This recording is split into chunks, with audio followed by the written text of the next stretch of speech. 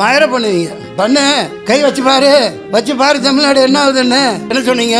வீட்டுக்குள்ளே இருந்து அரசியல் பண்ணுறார், வீட்டுக்குள்ளே இருந்து ட்விட்டரில் போடுறாருங்க. அயோக்கியத்தனமான அரசியல் தானே. சொந்த மக்களை சொந்த ஊர்க்காரங்களை காவு கொடுத்துட்டு நல்ல வேஷம் போட்டுட்டு இருக்காங்க. இப்போ மாநாடு நடத்த கூட்டத்துக்கு 28 கண்டிஷன் கேட்டு போடுறாங்களா இல்லையா? எந்த கட்சிக்கு அது போட்டாங்களா? அந்த இடத்துல நான் இருந்துதான் நடந்திருக்கிறதே வேற. அயோக்கியத்தன அரசியல் பண்ணிட்டு இருக்காங்க. யார் விஜய் எதிர்பார்த்திருக்க மாட்டாப்புல, குழந்தைத்தனமா மக்கள் எதிர்பார்த்திருக்க மாட்டாங்க. விஜய் அண்ணா பார்க்கணும் அப்படின்னு போட்டு வந்து நிற்கிறாங்க.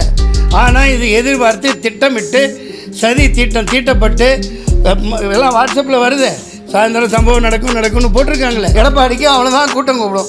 இவருக்கு 4 லட்சம் பேர் வருவாங்கன்னு இந்த எருமைங்களுக்கு தெரியாது. பைத்தியக்காரனே, போலீஸ்காரன் துரத்தி விட்றான். கள்ளக்குறிச்சியில் செத்தாங்களே, அங்கே போய் நின்றீங்களே விளக்கண்ண. என்ன கேள்வி கேட்குற நீ? சொந்த ஊர் கரூர் பள்ளப்பட்டி, நான் விளந்த ஊர். என் வீடு இன்னமும் பள்ளப்பட்டியில் தான் இருக்குது. அந்த பகுதி மக்கள் இவ்வளோ பெரிய பாவம். அந்த சாகையில் அந்த மரணி கீழே அவங்க எவ்வளோ வேதனையில் அனுபவிச்சிருப்பாங்க. கத்தியில் குத்திருக்காங்க, அடிச்சிருக்காங்க, கீழே தள்ளியிருக்காங்க, பள்ளம் வெட்டப்பட்டு உள்ளே தள்ளி விடப்பட்டு இருக்காங்க, மிதிப்பட்டு எவ்வளோ துடித்து செத்துருப்பாங்கங்கிறத யோசிச்சு பாருங்கள். நம்ம நாட்டில் இப்படியெல்லாம் நடக்குதுங்கையில் எனக்கு ரொம்ப அவமானமாக இருக்குது. வேறு எனக்கு ஒன்றும் சொல்கிறதுக்கு இல்லை. நீங்கள் ஏதாவது கேள்விகள் இருந்தால் கேளுங்க. 41 பேர் ஆகிட்டாங்களா? என்ன வெங்காய அரசியலாக்குறது? உண்மை தானே. ஒரு விஜய் தம்பி நான் வாழ்த்தினேன் வெற்றி விழாவில், லியோ வெற்றி விழாவில். The only one alternative. நாளைய தமிழகத்தின் நாளைய தீர்ப்புன்னு சொன்னேன். முதல் படத்திலிருந்து நான் 10 படம் நடிச்சிருக்கேன் அவர் கூட. அவரோட வளர்ச்சி பிடிக்காமல் அவரை எதுக்கணுன்னா, நீ கொள்கை ரீதியாக எதிர், கூட்டம் போட்டு அவருக்கு பதில் சொல்லு, பேச தெரியலன்னு சொல்கிறியா சொல்லு. உன்னை மாதிரி கொட்டை போட்டு தின்னு வளர்ந்துன்னு கொட்டை போட்டு தொடர்ந்து இந்த நாட்டை நாசமாக்கிக்கிட்டு இருக்கிற உங்களை எதிர்த்து ஒரு ஆள் வர்றான் பேசுகிறான் அப்படின்னா உங்களுக்கு பிடிக்கலைன்னா கொள்கை ரீதியாக எதிருங்க. 4 கூட்டங்கள் மேல் நடந்திருக்கு, நானும் பார்த்துக்கிட்டு தான் இருக்கோம். 4 லட்சம் 5 லட்சம் இப்படி மக்கள் கூடுறாங்க. அப்படி கூடையில் போன வாரம் கூட சொல்லியிருக்கார். அதில் தான் பார்க்குறேன் காணொலியில். அங்கே என்ன கேட்குறவங்கள்ட்ட ஒரு பெரிய இடமா கொடுங்க, மக்கள் நின்று சந்தோஷமாக பார்த்துட்டு கேட்டுட்டு போகட்டும். வேறு ஒன்றும் கேட்கலையே உங்கள்கிட்ட. அது ஒரு காரணத்தோடு நீங்கள் செய்ய மாட்டேங்கிறீங்கன்னு இந்த நிகழ்ச்சி முன்கூட்டியே சொல்லியிருக்குது அந்த தம்பி. உண்மையாக இல்லையா? அப்புறம் அரசியல் ஆக்குறாங்க அப்படின்னா என்ன? கேவலமான கேடுகட்ட அயோக்கியத்தனமான அரசியல் தானே. சொந்த மக்களை இப்படி காவு கொடுக்கலாமா? சொந்த மக்களை சொந்த ஊர்க்காரங்களை காவு கொடுத்துட்டு நல்ல வேஷம் போட்டுட்ருக்காங்க. இதுக்கு ஒன்றும் இதுக்கு மேலே என்ன சொல்கிறதுன்னு தெரியல. அதை நீங்கள் தான் சொல்லணும். மக்கள் இப்போ சொல்லுவாங்க, 6 மாதத்தில் சொல்லுவாங்க. யார் வரணுங்கிறத மக்கள் தீர்மானிப்பாங்க. நீங்கள் சொல்கிறது உண்மை தான். சில பேர்கள் சொன்னீங்க, அவங்க கோமாளித்தனமாக நடந்துக்கிட்டாங்க, நம்மளை கோமாளி ஆக்கிட்டாங்க. சில பேர் முடியாமல் கோமாளியாக இருப்பதே நல்லதுன்னு ஒதுங்கிட்டாங்க. பல ஜாம்பவான்களை விலை கொடுத்து வாங்கிட்டாங்க. ஒரு மிகப்பெரிய திமிங்கலமாக முதலையா அடக்க ஆள் இல்லைன்ன மாதிரி போய்கிட்டு இருக்காங்க. இது ரொம்ப நாளைக்கு இந்த பருப்பு வேகாது. 6 மாதத்தில் மக்கள் இதுக்கான தீர்ப்பை தருவாங்க. அது அந்த பாடல்களில் தான் சொல்லியிருக்கேன். ஏழை எளியவர் வரணும், குடியானவன் வரணும், தொகுதி மக்களுக்கு என்ன தேவையோ அதை இந்த தமிழ்நாட்டை உய்விக்கிறதுக்கு யார் தேவையோ அவங்க வரணும், ஏழை எளியவர்களை காக்கிறவன் வரணும். அப்படி சொல்லிகிட்டு இருக்கையில் அந்த ஏழையவர்களை குழிக்குள்ளே தள்ளி போட்டு புதைச்சி உடனே வந்து நின்று தான் நான் தான் காப்பாற்றுறேன், இதை பார் ஓடிட்டாப்பில், இந்த மாதிரி அரசியல் பண்ணிகிட்டு இருக்கிறத மக்கள் பார்த்துட்ருக்காங்க.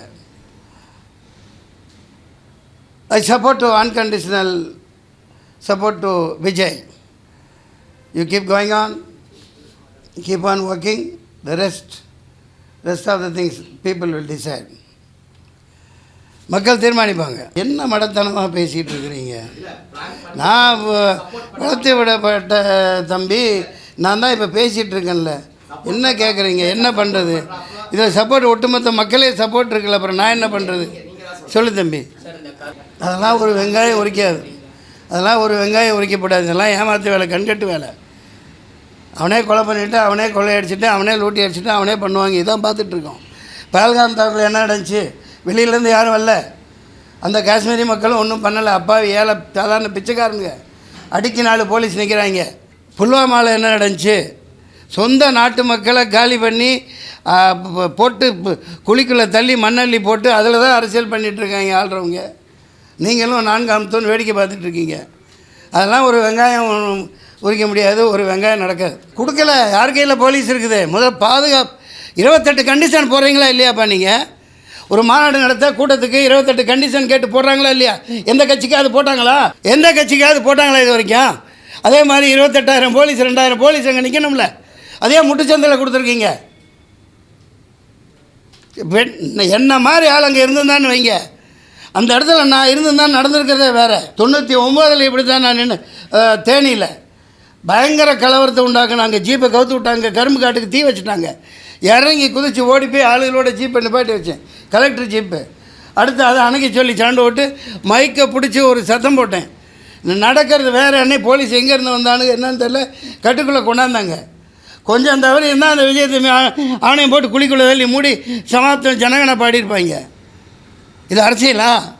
கேவலமாக இல்லை? அயோக்கியத்தனை அரசியல் பண்ணிகிட்ருக்காங்க, ஏமாற்றிட்டுருக்கீங்க. டேய் என்ன நீ பச்சை குழந்தைத்தனம்மா 10,000 பேர் அப்படி தான் சொல்லுவாங்க. 20,000 பேர் சொன்னால் உங்களுக்கு பர்மிஷன் கிடையாதுன்றான். போலீஸை பற்றி தெரியாதா? போலீஸ்காரங்க நல்லவங்க. அவங்க என்ன செய்வாங்க? மேலே என்ன ஆர்டரோ என்ன உத்தரவோ அதுபடி அவங்க நடந்துக்குவாங்க. அவ்வளோதான் அவங்களால முடியும். அனுமதி கேட்கல 10,000 பேர் வருவாங்கன்னு அப்படி தான் கொடுக்கணும். அவங்க அப்படி தான் நடைமுறை. அவன் 10 பேர் அந்த கூட்டத்துக்கெல்லாம் வரமாட்டாங்க. எல்லாம் பிரியாணி போட்டணும், சாராயம் 100 ரூபா 200 ரூபா காசு, இதை கூப்பிட்டு கூட்டம் போடுவான். அவனுக்கு பொட்டல் வெளியில் நல்லா 10 கிலோமீட்டரில் இடம் கொடுப்பீங்க. அதான் 4 லட்சம் பேர் கூடுறான்னு தெரியுது இல்லையா? அப்படியே முட்டுச்சந்துக்குள்ளே அனுப்புகிறீங்க. பயங்கரமாக பள்ளம் தோண்டி வச்சுட்டு 500 குண்டர்களுக்கு மேலே பயங்கரமான ரவுடிகளை எத்தனை கத்தி குத்து பண்ணான்னு தெரில. நான் சொல்லலை, இந்த மக்கள் சொல்லிகிட்டு இருக்காங்க, வந்துகிட்ருக்கு. பார்த்தீங்களா இல்லையா? இப்போ பயங்கரமான ரவுடி ராஜ்யம். எவனை உள்ள அன்னைக்கே உடனே போஸ்ட்மார்ட்டம் பண்ணி உடனே போச்சு முடிச்சாச்சு. ஏன்டா அப்படி வச்சுருந்தா எங்கே குத்துப்பட்டிருக்கு என்னென்ன நடந்திருக்குன்னு தெரிஞ்சிடும். Shame on this politics. அப்புறம் என்ன என்னையும் பார்க்க வந்தது? களத்தில் எல்லாம் துரத்தி விட்றாங்கல்ல. சுற்றி நிற்கிறது யார்? அவளை போட்டு தள்ள நிற்கல, அவங்க தானே விரட்டி விட்றாங்க. நியூஸில் சொல்கிறாங்களா இல்லையா? கிளம்புங்க நீங்கள் நிற்காதீங்க அப்படின்னு பேக் பண்ணி அனுப்பிச்சிட்டு இந்த மாதிரி சம்மந்தம் இல்லாமல் கேள்வி கேட்குறீங்களே. அவங்க புதிய கட்சி, என்ன மாதிரி ஆள் ஒன்றை மாதிரி ஆள் இருந்திருந்தால் அதுக்கு பருப்பெடுக்க சரியான ஆளை இறக்கியிருப்பாங்க. அந்த மாதிரி ரவுடிகள் உங்கள்கிட்ட இல்லை. அங்கேருந்து என்ன அடி வாங்க சொல்கிறீங்களா? மக்களை தீர்த்து கட்டிட்டாங்க. அவர் இப்போ ஒரு பாதுகாப்பு வளையத்தில் இருக்காப்லையா இல்லையா? அவரையும் நோக்கி தானே இது நடந்திருக்குது. புதுசாக ஒருத்தன் பாரு, சரி வரட்டும் பாரு, நாங்கள் பெரும் பழம்புரிங்க தானே நின்று சமாளி. இந்த மாதிரி சொந்த மக்களை ஏன் கொள்கிற? சொந்த மக்களை பக்கத்து தெருவில் வாழ்கிறவன அந்த ஊர்க்காரனை கொண்டுட்டு வேஷம் போட்டு தெரியுறியே, வெக்கமாக இல்லை உங்களுக்கு? என்ன எதிர்பார்க்காது? யார் எதிர்பார்க்க? விஜய் எதிர்பார்த்துருக்க மாட்டாப்புல. குழந்தைத்தனமாக மக்கள் எதிர்பார்த்துருக்க மாட்டாங்க. விஜய் அண்ணா பார்க்கணும் அப்படின்னு போட்டு வந்து நிற்கிறாங்க. ஆனால் இது எதிர்பார்த்து திட்டமிட்டு சதி திட்டம் தீட்டப்பட்டு எல்லாம் வாட்ஸ்அப்பில் வருது. சாயந்தரம் சம்பவம் நடக்கும்னு போட்டிருக்காங்களே.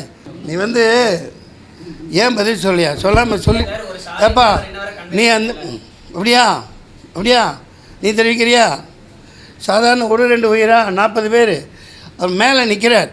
அந்த இடத்துல நீ நின்று பார், அப்போ தான் தெரியும் தம்பி அவ்வளோ உயரத்தில். ஏன்னா இவங்க இந்த மாதிரி கொடூரமான கும்பல்னு அவங்களுக்கு தெரிஞ்சுதான் அப்படி ஒரு வண்டி அமைச்சு பாதுகாப்பில் போலீஸோடு நிற்கிது.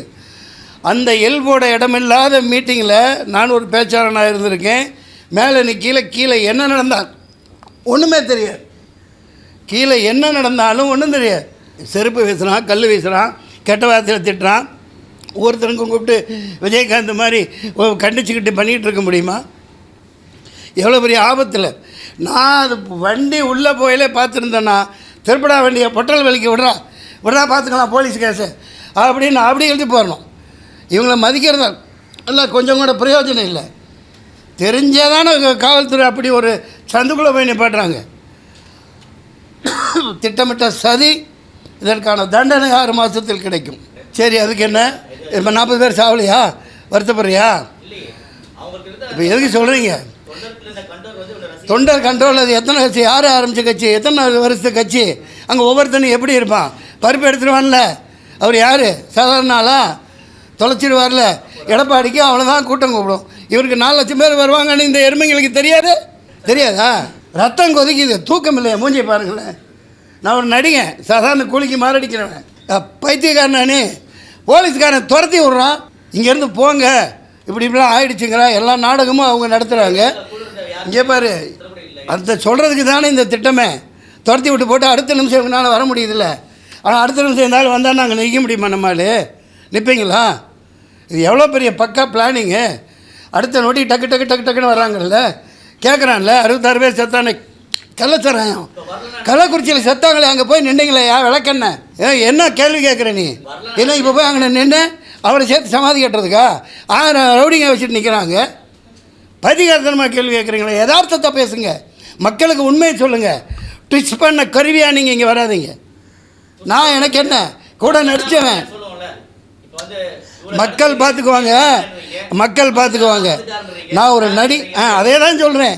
இப்போ அவர் வராமல் இருந்திருந்தா என்ன சொன்னீங்க? வீட்டுக்குள்ளேருந்து அரசியல் பண்ணுறார், வீட்டுக்குள்ளேருந்து ட்விட்டரில் போடுறாருப்பீங்க, வெளியே வந்தால் இப்படி மக்களை வச்சு சாப்பிடுப்பீங்க. இப்போ எப்படி வெளியே வர்றது? யார் பாதுகாப்பில் வர்றது?